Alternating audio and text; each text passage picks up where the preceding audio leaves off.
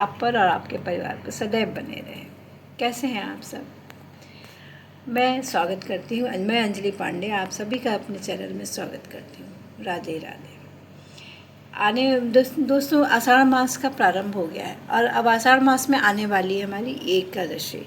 तो इस एकादशी का क्या नाम है, कब इसका व्रत रखना है, कब इसका पारण का समय, कब इसका प्रारंभ होगा और कब इसका समापन, तो सारी जानकारी आपको इस वीडियो के अंतर्गत मिलेगी।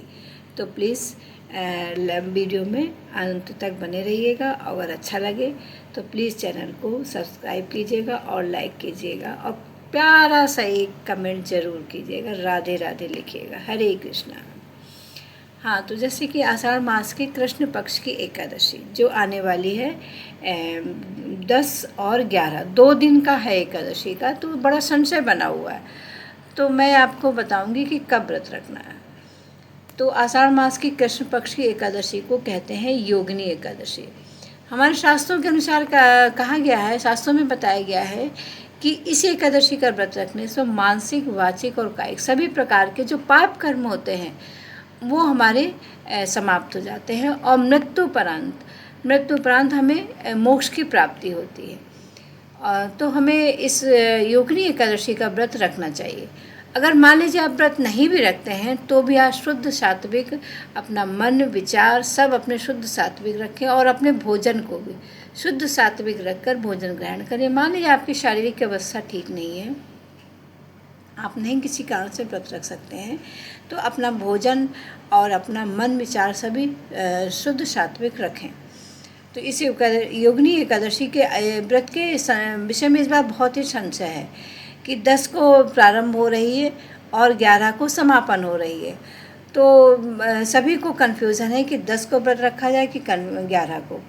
तो 10 को जो प्रारंभ हो रही है तो वो प्रारंभ हो रही है, एकादशी का प्रारंभ हो रहा है सुबह 8:16 पर और एकादशी समापन हो रहा है 11 अप्रैल को 2026 5:22 पर। मैंने समय नोट कर रखा है क्योंकि होता ना कई चीज़ें होती हैं समय में भूल जाओ, तो मैंने समय नोट कर रखा है, तो भाई मैं आपको बता रही हूँ। तो 10 जुलाई को है 10वीं विद्या एकादशी। जो 10वीं विद्या एकादशी का व्रत रखना मैं हमेशा हर वीडियो में आपने सुना होगा और बहुत लोग भी बताते हैं कि 10वीं विद्या एकादशी का व्रत हमें नहीं रखना चाहिए। जो एकादशी द्वादशी मिश्रित होती है उस एकादशी का व्रत रखने के लिए हमारे श्रेष्ठ होता है, सर्वोत्तम होता है। इसलिए हमें एकादशी का व्रत 10 जुलाई को ना रखकर 11 जुलाई को रखना है।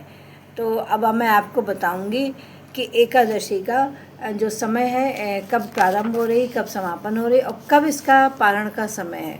तो एकादशी 11 जुलाई को सूर्योदय तक रहेगी, 11 जुलाई को सूर्योदय तक रहेगी, उसके बाद द्वादशी तिथि प्रारंभ हो जाएगी। इसलिए 11 जुलाई को इसका व्रत रखना सर्वश्रेष्ठ होगा।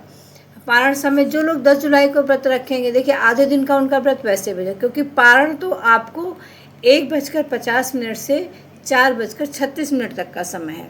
जो लोग 10 जुलाई को व्रत रखेंगे वो पारण करेंगे 1 जुलाई से लेकर 10:36 तक का समय के बीच में, है ना। और जो लोग 11 को रखेंगे तो उनको 12 जुलाई 2026 को प्रातः 5:25 से लेकर 8:18 उनका पारण का समय है। तो हमेशा कभी भी एकादशी का व्रत रखें तो पारण अपने निर्धारित जो समय दिया होता है उसी में करना चाहिए, क्योंकि समय का बहुत महत्व है उसमें। अगर आप समय से नहीं करते हैं तो उस व्रत का पूरा फल नहीं मिलता है। तो योगिनी एकादशी का व्रत हमें 11 जुलाई को रखना है। और इसमें आप मेरे वीडियो को लाइक करें और दूसरों तक भी पहुंचाएं, जिससे उनको भी ये जानकारी प्राप्त हो। और जो छोटी छोटी जानकारी होगी वो मैं आपको शॉर्ट वीडियो बनाकर देती रहूँगी।